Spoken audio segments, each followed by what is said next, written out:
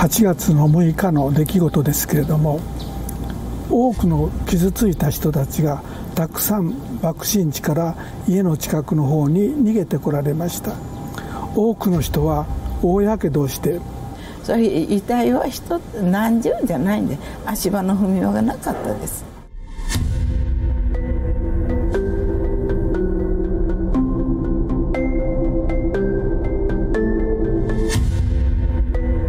300メートル学校で自転車もあとも4時間飛ばされて、道路に助けられた。なんか広島ってる時、約地震が揺れて、この死にしながら死の気を残しました。だけど、ここで死ぬのか、死ねないと自分は励ましてきてたんです。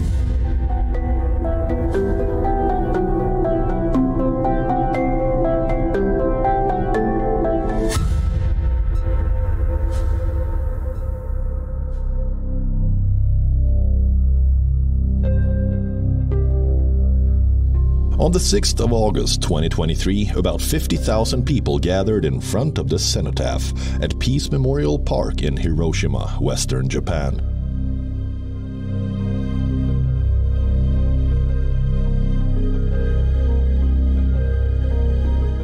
Participants, including aging survivors, prayed for the victims of the 1945 atomic bombings and observed a moment of silence.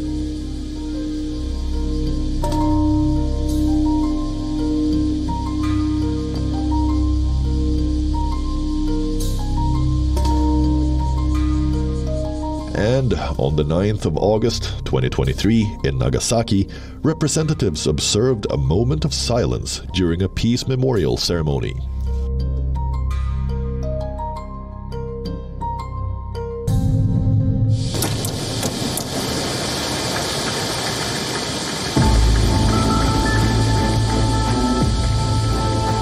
Every year, the world remembers the day, the 6th of August, as a day of solemn remembrance and reflection.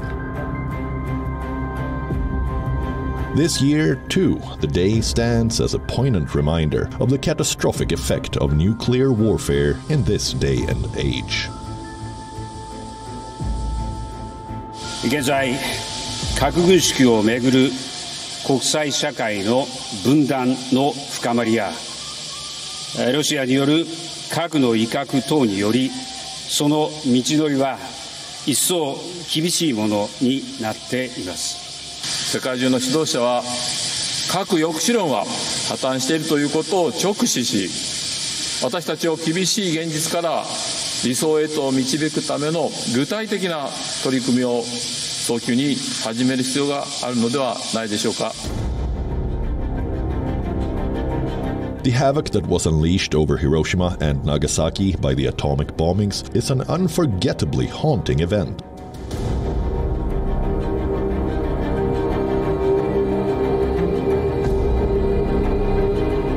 It etched an indelible scar in the world history. So, what exactly happened in 1945 in Japan? Let's understand.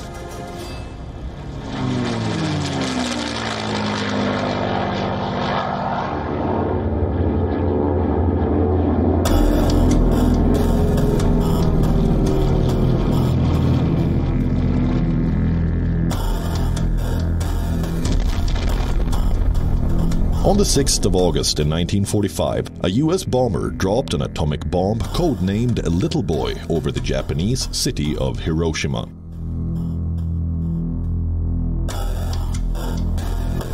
It resulted in the death of an estimated 140,000 people. This was the first time a nuclear weapon was used in a war. A short time ago, an American airplane dropped one bomb on Hiroshima and destroyed its usefulness to the enemy. That bomb has more power than 20,000 tons of TNT. The Japanese began the war from the air at Pearl Harbor. They have been repaid many-fold, and the end is not yet. With this bomb, we have now added a new and revolutionary increase in destruction.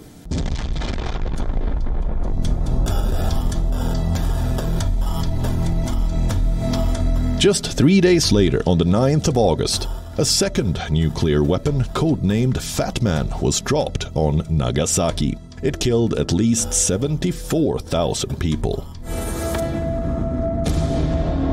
And 2 weeks after the attack, Japan surrendered, thus ending the Second World War. In the years that followed, many of the survivors of the nuclear attack faced leukemia, cancer, or other terrible side effects from the radiation. However, this was not the world's first nuclear explosion.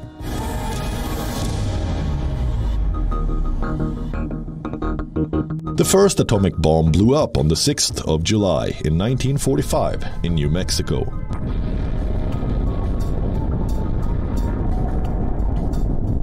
It was part of the US government program called the Manhattan Project.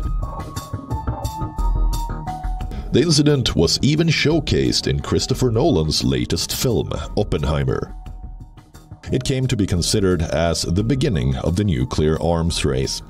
A nuclear arms race that continued over the years to advance and threaten.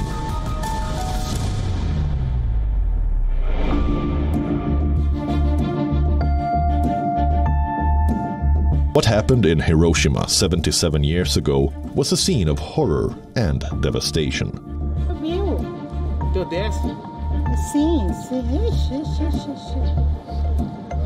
On a sunny day in the month of May this year, some tourists in Hiroshima roamed around the city. Instead of seeing a bustling riverside, they saw burning bodies and rising flames. What they were seeing was part of a virtual reality tour. It allowed people to experience the city as it was before, during, and after the atomic bomb attack. I think it's impressive for me because I didn't see anything about that. And you can see around, or you can expect what is going to happen, because when it starts, you have the two people on this bridge, and suddenly the bomb, the sound of the plane appear, and the flash, like the bomb explode. I myself am also a third-generation descendant of a survivor. My grandfather was hit by the radiation some 4 kilometers from here. If he had left the house 30 minutes earlier, he would have been killed. The city of Hiroshima has been rebuilt, rising again from so many miracles. But we in the later generations find it difficult to imagine what it really was like, because we mostly hear so many tragic stories.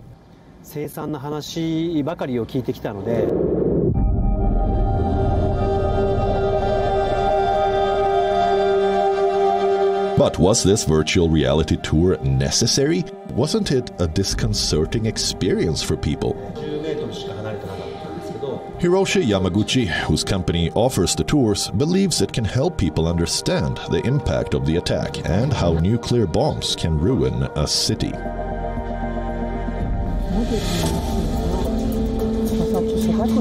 Meet another anti-nuclear campaigner, Masao Ito. Ito was 4 years old on the tragic day of the attack. He was riding a tricycle near his home when a bomb fell from nowhere. Ito survived, but the attack changed the life of people in the city forever. 8月の6日の出来事ですけれども、多くの傷ついた人たちがたくさん爆心地から家の近くの方に逃げてこられました。多くの人は大やけどをして歩くのも大変な人たちでしたけれども、家が少し広かったので幾人かの人を休ませてあげました。ところがその人たちも次から次に亡くなられていきました。Masao Ito is an 82-year-old retired bank employee at present. Over the last 2 decades, he has worked as a volunteer guide for the Peace Memorials and Museum in Hiroshima and as an anti-nuclear crusader. 核兵器を持っていれば使いたくなるし、また事故が起こるかもわからないけれども、そんな核兵器はない方がいいでという気持ちです。私たちは核兵器のなくなることを夢のようなかもわからないけれども、私はその希望を捨てないでおります。Sumiteru Taniguchi was one of the few early faces of the aftermath of the Nagasaki atomic bombing. 16-year-old Taniguchi was riding a bicycle to deliver mail when the attack happened on Nagasaki. He suffered horrific burns on his back and left arm, which took years to heal. 森が最大に日が垂れ下がり、背中に立っててみると、下痛も何もなく、もの強い方で手に車がやって出てきました。それに乗ってた自転車は下手にリムをつかむのにまぐれで埋めてしまったんです。結局もう途中で薬潰れてしまってね、焼き焦げた人もいましたし、助け求めてね、男か女かわからない彼はあれがあって助け求めてる人たちもいました。私はそんなのを見ながらね。Taniguchi, who spent about 3.5 years in a hospital after the blast, went on to become a prominent disarmament campaigner and was once considered a frontrunner for the Nobel Peace Prize. Taniguchi made dozens of speeches both in Japan and overseas about his experience. In 2017, Sumiteru Taniguchi died of cancer at the age of 88. Those who survived the bombings are known as hibakusha in Japanese. The nuclear radiation released by the bombs caused thousands of more deaths from radiation sickness in the weeks, months, and years that followed. という血管の病気は今まではね、ないと考えられてたんですよ。Until now, it was believed that there was no link between radiation exposure and blood vessel-related illnesses. However, as the atomic survivors grew older over the past 10 years, many of them started to develop cardiac infarction and angina. Our study shows a clear link between the amount of radiation exposure 70 years ago and the illnesses related to blood vessels. 被爆線量との関係がね、かなりはっきり出たんですね。The casualties from the first atomic bombings are not of mere historical interest. They are a part of how we understand the effects of nuclear weapons today. But where was the first atomic bomb built? And why did the US choose to drop the bomb on Hiroshima? Let's find out.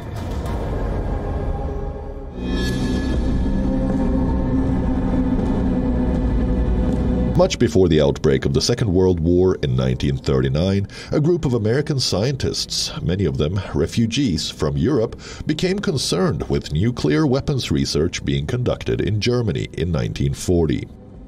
The US government began funding its own atomic weapons development program, which came under the joint responsibility of the Office of Scientific Research and Development and the War Department. Then, the U.S. Army Corps of Engineers was tasked with the work of spearheading the construction of the vast facilities necessary for a top-secret program called the Manhattan Project.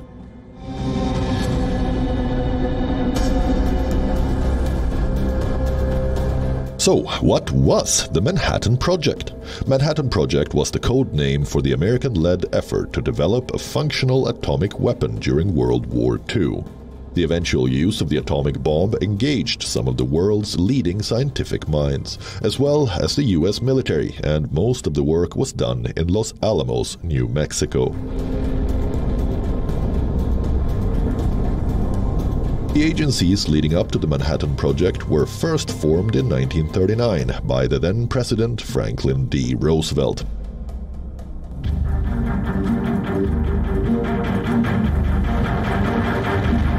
The United States was a neutral country at the time and did not engage directly with any country involved in World War II.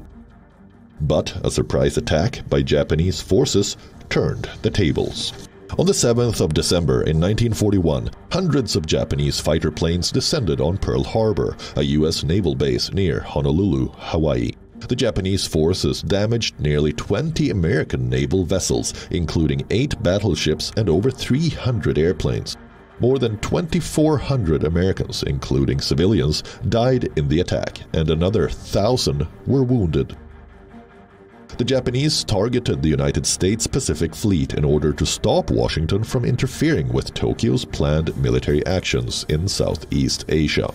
Many experts believe Pearl Harbor marked the formal opening of a struggle between Japan and the English-speaking maritime states of the West for hegemony in the Western Pacific region. Following the attack on Pearl Harbor, Roosevelt declared that the U.S. would enter World War II and align with Great Britain, France, and the Soviet Union to fight against the Germans in Europe and the Japanese in the Pacific theater. A team led by J. Robert Oppenheimer in Los Alamos, New Mexico, developed two distinct types of bombs, a uranium-based design called the Little Boy and a plutonium-based weapon called the Fat Man.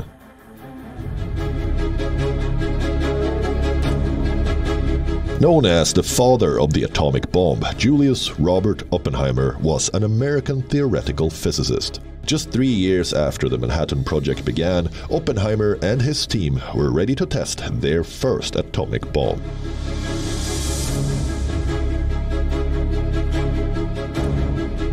Codenamed Trinity, the project held its first successful test of an atomic device, a plutonium bomb, on the 16th of July, 1945, at Alamogordo, New Mexico. It is believed that after the detonation, Oppenheimer remembered the famous lines, "Now I am become death, the destroyer of worlds," from the Bhagavad Gita, which is a 700-verse treatise on the epic Mahabharata war. In a 1965 television broadcast about the moments following the Trinity test, Oppenheimer said this. I remembered the line from the Hindu scripture, the Bhagavad Gita. Vishnu is trying to persuade the prince that he should do his duty, and to impress him takes on his multi-armed form and says, "Now I am become death, the destroyer of worlds."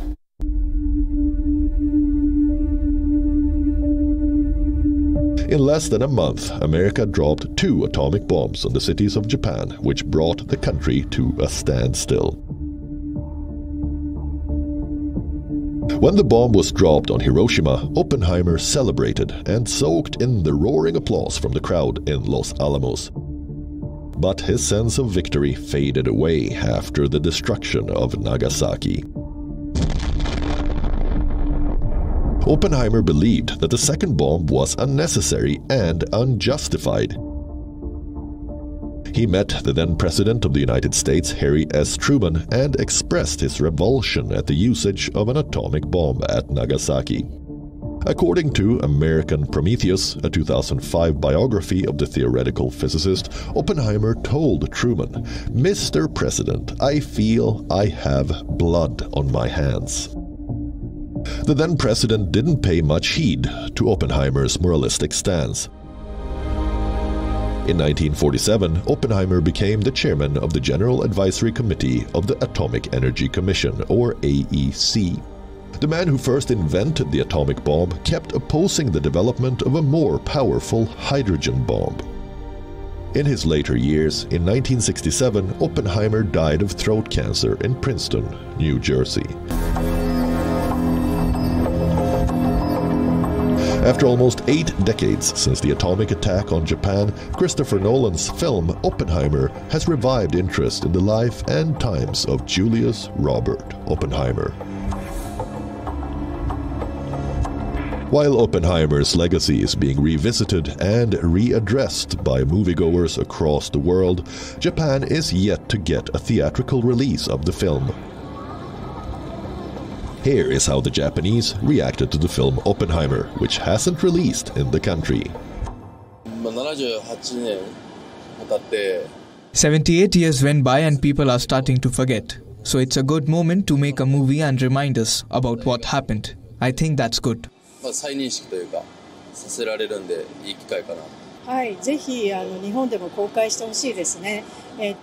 really would like the movie to come out in Japan. Japan is where the atomic bombs were dropped in Hiroshima and Nagasaki. Oppenheimer was the central figure of the development of the atomic bomb. That's why I really want the movie to come out in Japan.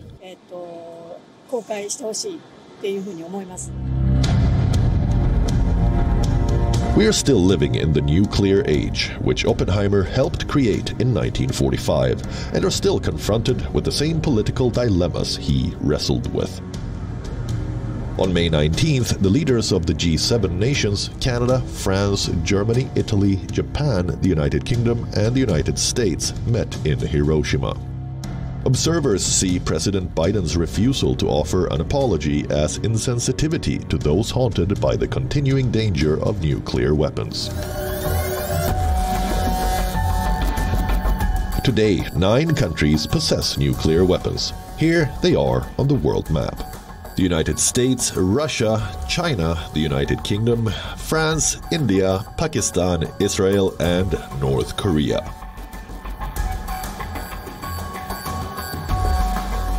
Since their peak in the mid-1980s, global arsenals have shrunk by over 3/4.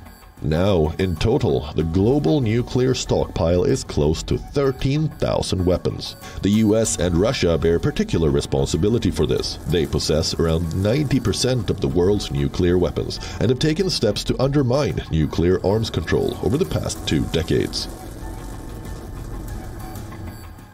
There is no guarantee in place against the use of nuclear weapons. The nuclear powers continue to expand and modernize their arsenals, and the role of nuclear weapons remains central to their security planning.